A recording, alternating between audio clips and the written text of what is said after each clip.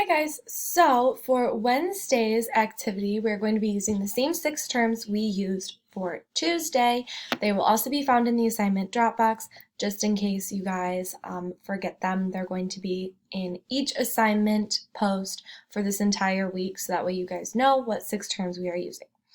So for Tuesday, I had you guys create definitions and look up definitions for these 6 words.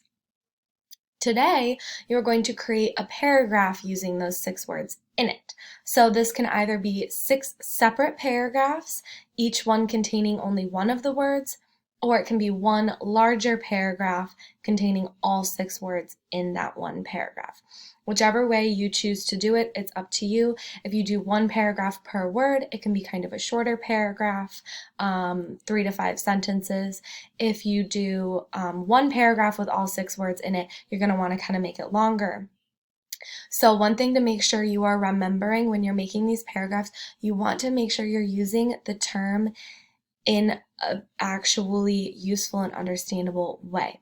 So you want to make sure the context of the paragraph would make sense having that word in it. Don't just place it randomly. Make sure that it makes sense in the context of the paragraph that you are writing. So my example, again, I am using the word altercation, which is the same example that I used for the definitions. So mine reads, Anna has always had a problem with Katie. They fight all the time and can never agree on anything.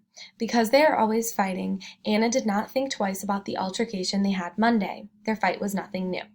So this is a couple sentences long, did not take long to write at all, but the word altercation fits very well into this paragraph. It makes sense in the context of the paragraph. That is what I'm looking for you, from you, sorry. That's what I'm looking for from you guys.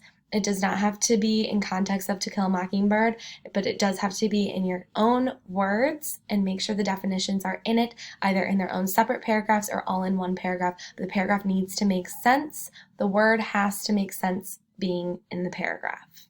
All right, that is all from me today. I will see you on Thursday for another example and description. Have a good one.